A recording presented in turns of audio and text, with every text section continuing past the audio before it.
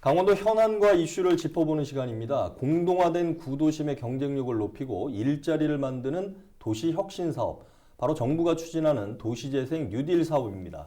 지난 2017년부터 시작됐는데 우리 지역에서는 어떻게 진행되고 있는지 또 어떤 성과가 있었는지 오늘 헬로 이슈 토크에서 자세히 살펴보겠습니다.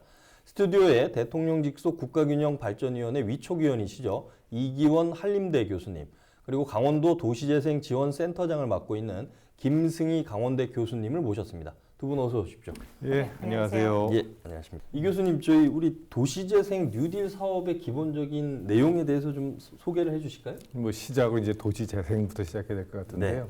이 도시재생이라는 것은 이제 인구 감소, 그리고 산업 구조 변화, 도시의 무분별한 확장, 그리고 주거 환경의 노후화 등으로 쇠퇴하는 도시를 지역 역량의 강화, 새로운 기능의 도입과 창출, 그리고 지역 자원의 활용을 통해서 경제적, 사회적, 물리적으로 활성화하는 것을 말합니다.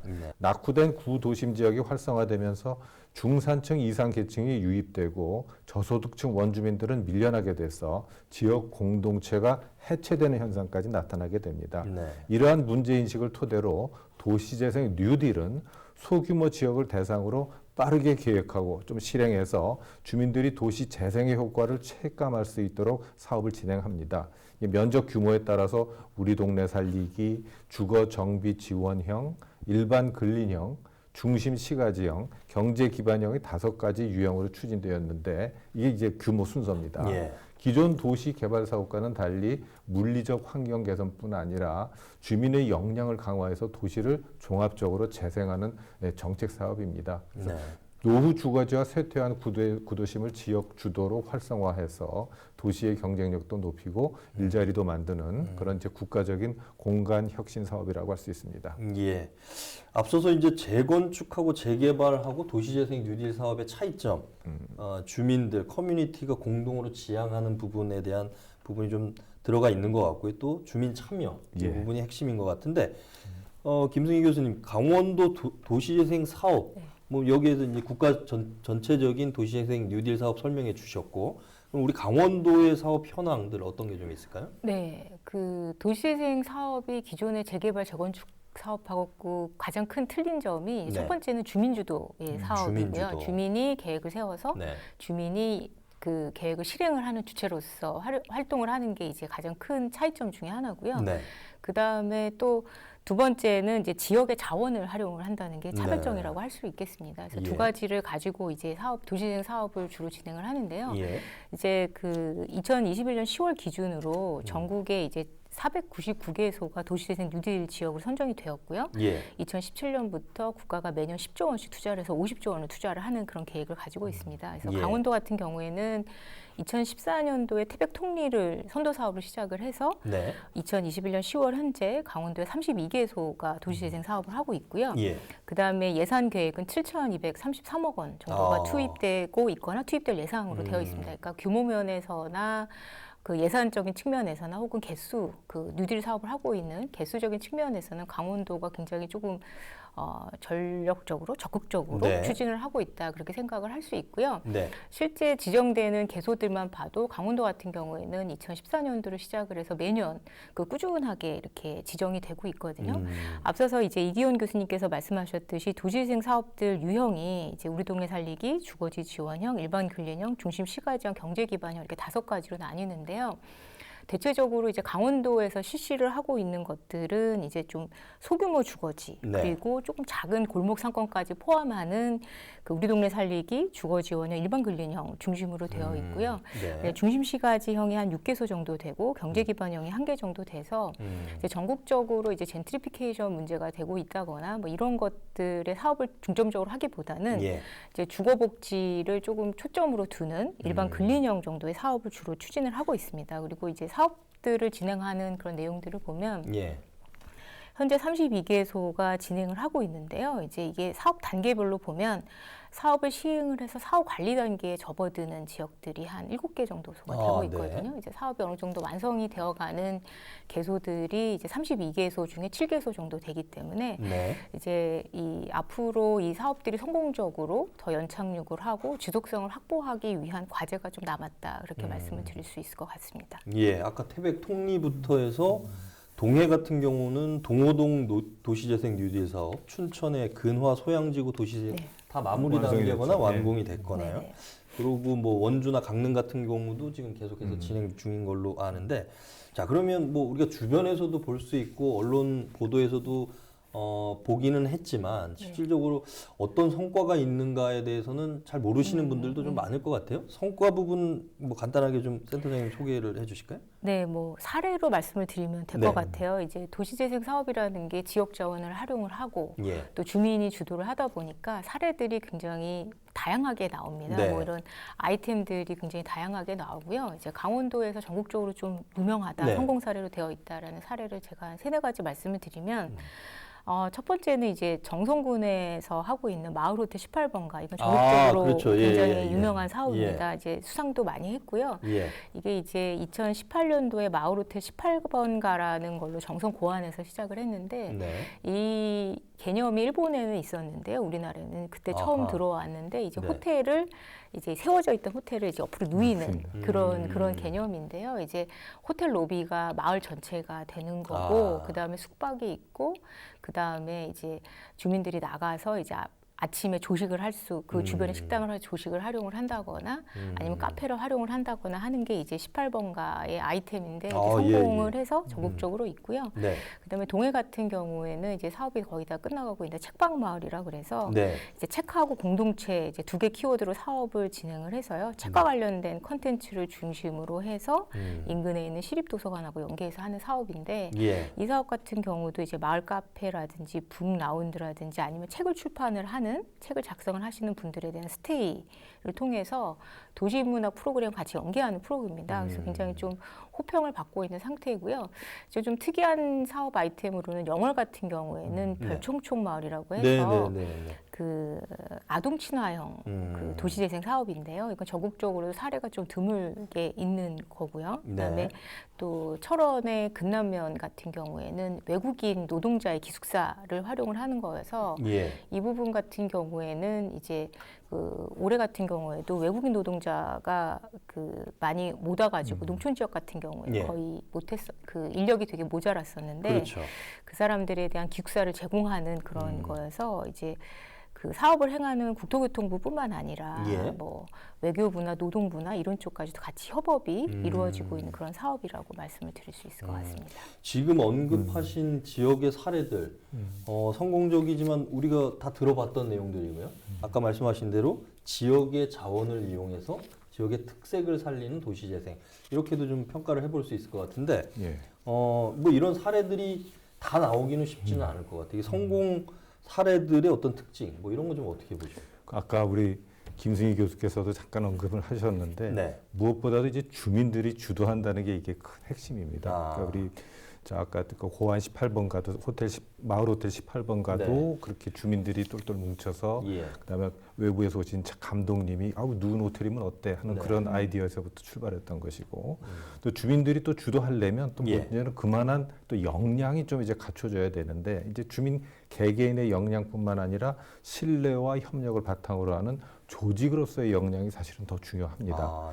그래서 이제 제가 우수 사례집을 좀 몇 개 이제 검색을 해보니까 이제 공통적으로 등장하는 키워드가 있습니다. 한번 보시죠. 이제 서울 서대문구 이제 사례인데 주민 주도의 마을 조직으로 주민 주도란 말이 들어가고 마을 조직으로 해서 문화예술 및 건축 분야의 협동조합이 설립되었고 주민 협의체의 회원 수도 280명에 이르게 되었습니다. 이런 말이 나오고 또 은평구의 경우에는 이제 우리 동네 맥가이버 협동조합의 경우 또 협동조합이 나오죠. 마을 돌봄과 공유 경제라는 사회적 가치를 실현하기 위해 노력하고 있으며 이런 말이 나오고요. 군산시 중앙동의 도시재생 뉴딜 사업에서는 주민 주도로 설립한 마을 기업 기업의 협동조합 이름이 째보선장 협동조합입니다. 예. 활성화로 이제 좋은 평가를 받았다. 이런 등등 이제 주민 조직이 제 역할을 하고 있다는 것이죠. 그러면 그러한 역량을 결집하는데 바로 이 우리 도시재생지원센터의 역할이 중요한 역할을 하게 되는 것이 사실 공무원들은 이 업무를 담당했다고 하더라도 1년이면 바뀌고 그렇죠. 1년이면 바뀌고 하기 때문에 고정적으로 이 업무를 전담할 수 있는 조직들이 필요한데 그걸 우리 중간 지원 조직인 도시재생지원센터가 해주고 있다는 얘기죠. 알겠습니다. 자, 그런 뭐 특징들이 있는데 김승희 교수님한테 여쭤보고 싶은 거는 그럼 그간에 2017년부터 본격화해서 4년, 5년 지금 진행되면서 보완해야 될 부분들 아직까지 좀 아쉬운 부분 이런 것들은 어떤 게 있고 어떻게 좀 뭐 보완이 돼야 된다고 보십니까? 네, 뭐 보완해야 될 부분이라고 좀 말씀을 드리면 아까 네. 이제 이기원 교수님께서 말씀하셨던 도시재생 그 중간 지원 조직이 굉장히 중요성을 말씀을 해주셨는데요. 이게 이제 주민 주도로 사업이 이루어지다 보니까 주민들의 생각, 주민들의 용어가 이제 행정용어로 바뀌어야 되고 또 이런 것들이 또 정책적으로 지원해야 되면 중간 지원 조직의 굉장히 큰 역할이 굉장히 중요합니다. 이제 강원도 도시재생센터 지원센터는 광역이라서 17개 시도에 다 하나씩 있고요. 이제 그 강원도 같은 경우에는 18개 시군에 지금 양구 빼고 17개 시군에 지금 기초센터 도시재생 기초센터가 있고요. 사업을 실제 행하는 곳은 현장센터가 있습니다. 그래서 총 강원도 내 45개 그 중간 조직 지원 기구들이 있습니다. 그래서 이 중간 조직 지원 기구들의 역할이 굉장히 중요할 거고요. 지금 말씀하셨듯이 공무원들은 순환이 되고 그 중간 조직 지원 기구들에서 근무하시는 분들도 이제 근무 여건이나 뭐 여러 가지 상황상 좀 많이 이렇게 그 인력이 재편되는 경우가 되게 많아서 영속성을 가지기가 좀 어려운 상황이 있긴 합니다. 그래서 그 부분에 대한 지속성을 확보할 수 있는 방안이 또 필요하겠고요. 그리고 실질적으로 이제 사업 추진이 지금 한 5년 정도 됐잖아요. 이렇게 되다 보니까 지금까지 그럼 성과가 어떠냐 이런 것들이 좀 저희는 좀 물리적 이렇게 양적으로 보여지길 되게 원하잖아요. 근데 이제 재건축 재개발 사업이 아니다 보니까 양적으로 표시하기 되게 어렵고 그래서 저희가 이번에 강원도 도시재생지원센터에서 이제 주민들을 대상으로 해서 IPA 조사 방법이라고 해서 체감도하고 피로도 조사를 한번 해봤습니다. 이게 저희가 볼 때 전국 최초로 조사를 한 것 같은데요. 이 조사를 해보니까 주민들이 가장 만족도가 높았던 부분이 주거복지하고 그다음에 공동체 활성화, 그러니까 도시재생 사업으로 인해서 커뮤니티 활성화가 굉장히 잘 이루어지고 이걸 통해서 이제 주변에 같이 살고 있는 사람들하고 좀 많은 연계가 이루어졌다. 거기에 대한 만족도가 굉장히 높아서 체감도가 높은 사업이었다. 이런 생각이 들고요. 아까도 말씀드렸듯이 이 사업 중에 3분의 1 정도가 이제 사업이 정리되거나 사후 단계를 들어서고 있기 때문에 이 사업들이 이제 가시적인 성과를 창출을 하려면 그 도시재생 그 지원 기구들이 지속적으로 같이 연계될 필요성이 있겠다 이렇게 말씀을 드릴 수 있겠습니다. 뭐 여하튼 정책의 연속성 뭐 이런 것들이 상당히 중요할 것 같고 또 전담 기구들의 전문성 이런 것도 필요해 보이는데. 자, 교수님한테 좀 여쭤보고 싶은 거는 좀 시간이 지나서 좀 건너뛰고 우리가 지금 국토교통부가 주도하는 게 도시재생 뉴딜 사업이고요. 그다음에 문화체육부에서는 문화도시 지원 사업이라는 것도 조성 사업이 있습니다. 또 그 외에 또 관광 거점 도시 지원 사업 뭐 이런 것들이 있는데 이게 너무 중복되거나 또는 사업들이 예산 투자에 있어서 뭔가 좀 뭐랄까 세밀하게 조율이 되지 않은 부분이 있는 것 아니냐 뭐 이런 지적들도 좀 있는 것 같아요, 교수님. 그게 바로 이제 지역 정책을 이제 추진하는 주체에 대한 논의에서 늘 등장하는 문제입니다. 중앙 부처가 주도한다는 게 무엇이냐? 그럼 현재 뭐 그 이제 국세나 지방세의 비율로 봤을 때 야 거의 권한이라는 게 8대2로 중앙에 있고 지방은 그냥 단순히 공모에 참여해서 그 가이드라인대로 진행하는 것뿐이야. 그래서 지역 사정에 사실은 그렇게 밟지도 않은 이제 중앙 부처가 기획하고 또한 그 획일적인 가이드라인에 따라서 추진하는 사업들의 이제 전형적인 문제점들입니다. 그러니까 아주 예를 하나 든다면 이제 지역에서는 우리는 또 집 한 채를 딱 짓고 싶은 거예요. 말하자면. 근데 집 한 채 지으려고 그 계획을 냈더니 이거 너희 이 부지는 우리가 국토부에서 마련해 줄 테니까 국토부 사업 신청해 이런 셈이고 그다음에 이제 화장실은 이제 뭐 환경부다. 아하. 그다음에 너희 TV는 문화관광부 거쪽 신청해서 반드시 40인치짜리 이하로 해야 되고, 그다음에 텃밭을 좀 넣으려고 그랬더니 이건 농식품부 허가를 받아야 되는 거야. 하는 그런 상황이 된 거죠. 네. 그러니까 각 부처들이 자기네 부처의 특징에 맞는 것만 하려고 그러고, 당초에 우리 도시재생 뉴딜 사업이 디자인하는 단계에서도 국토부가 주관하지만 그 지역에서 필요로 하는 사업들은 좀 패키지로 끼워 넣자. 이런 게 당연히 그렇게 해야 되는 거죠. 그런데 부처들 입장에서 보면 국토부가 나서는데 왜 우리가 거기 옆에 들러리를 써? 하는 식으로 해서 검토위원을 다 박하게 줍니다. 그러니까 이건 거기 끼워 넣기 적합치 않은 사업이야. 이런 식으로 평가를 내리는 거죠. 그러다 보면은 문화부는 문화부가 하고 있는 문화도시 사업하고 관광거점 도시 사업에서 똑같이 지역 주도형으로 한다. 네. 즉 주민이 주도하는 그런 형태로 간다는 얘기가 나오게 되고, 국토부는 도시재생이라는 이름을 빌었지만 역시 주민이 주도한다고 하면서 결국 공통적으로는 주민들이 주도하는 것은 맞는데 부처들의 이해관계, 부처들이 그 자기네들의 설립 목적에 따른 사업들만 하게 되는 거죠. 이 부분 관련해서 김승희 교수님은 어떻게 보세요? 네, 이 도시재생 사업의 대전제 중에 하나가 타부처 사업과 연계가 있습니다. 그래서 이 타부처 사업과 이렇게 칸막이를 두는 게 아니라 연계할 수 있는 부분 연계하자라는 게 이제 가장 크고요. 아까 좀 말씀하셨듯이 지역사 입장에서 보면은 뭐 어디 부서에서 돈을 받던 거 무슨 상관이 있겠습니까? 네. 사업이 잘 진행되는 게 굉장히 중요한데, 이제 그 도시재생 지원센터 역할 중에 하나가 이제 거버넌스가 있습니다. 이제 이게 민관, 그 다음에 여러 가지 산하까지 다 포함을 해서 거버넌스 하는 게 굉장히 큰 역할이거든요. 그래서 이런 아까 마을협동조합도 말씀을 하셨지만 이 거버넌스를 어떻게 진행을 할 것인가가 굉장히 중요한 것 같아요. 지금 보면은 타부처 사업 중에서도 상권 르네상스나 이제 중기부에서 하는 상권 활성화 사업 같은 경우에는 도시재생을 하고 있으면 가점을 준다거나 또 이제 문화도시 사업 중에서도 도시재생과 연계를 하면 가점을 준다거나 뭐 이런 것들이 있기 때문에 그 부분을 조금 현장에서 어떻게 잘 녹이느냐, 그러니까 현장으로 단위 사업으로 내려왔을 때 지역 주민들이 어떻게 다른 사업하고 연계를 해서 이걸 거버넌스화를 잘 하느냐라는 게 굉장히 중요한 부분일 것 같고요. 그거를 위해서 각 그 지원센터들이나 이런 쪽에서 거버넌스를 어떻게 해나갈 것인가, 이게 중요한 과제가 아닐까 그렇게 생각을 합니다. 알겠습니다. 저희가 준비된 시간이 다 돼가지고 마지막으로 한 말씀씩 여쭤볼 건데 먼저 이경 교수님께는 앞서서 이제 말씀하신 것도 좋고요.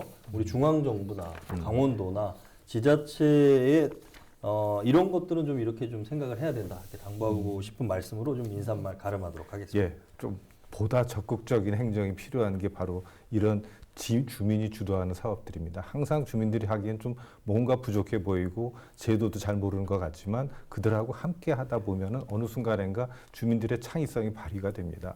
마을 호텔 같은 게 그런 경우들이었고, 그러고 나다 보면은 이제 주민들의 역량에서 제일 중요한 부분이 자기가 살고 있는 지역의 정체성에 대한 고민들을 하게 됩니다. 그래야 아까 뭐 우리가 보통 많이 할 때 어느 동네 나가나 다 담장에다 벽치하고 어디 나가나 공방 있고 그렇던데 하는 얘기에서 벗어나려면 우리는 우리가 필요로 하는 공방을 지은 것이고 우리는 우리 모양에 맞는 벽화를 칠한 것이고 그런 식으로 해서 자기가 필요한 것을 만들게 되는 것이 그러니까 벤치마킹이라는 게 원래 가서 좋은 것 가서 보고 와서 그거하고 다르게 만드는 것이거든요. 그걸 그대로 갖다 만드는 것이 아니라 그렇게 되기 위해서는 지역의 자원을 보는 안목을 키우는 그런 지역 역량 강화 교육이 매우 중요하게 되는 거죠. 그 부분 참 공감이 되네요. 주민들 또 조직의 역량 강화가 반드시 좀 필요할 것 같다.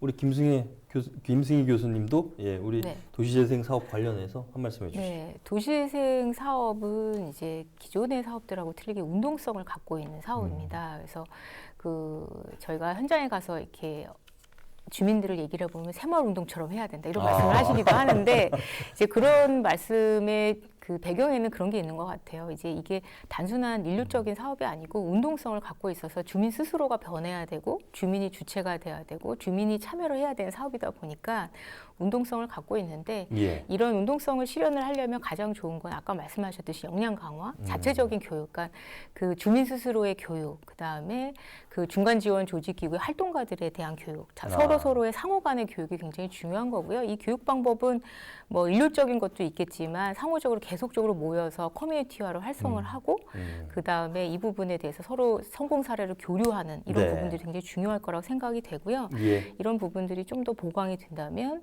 이제 강원도 도시재생 사업이 굉장히 좀 전국적으로도 좋은 사례들이 많이 만들어지지 않겠는가 그렇게 예. 생각을 합니다. 구도심에 활력을 불어넣어 경쟁력을 높이고 일자리를 만들겠다는 도시재생 사업, 강원도의 지역적 특성을 잘 살리고 지역 사회와 주민이 공감하는 방향으로 추진되길 기대해 보겠습니다.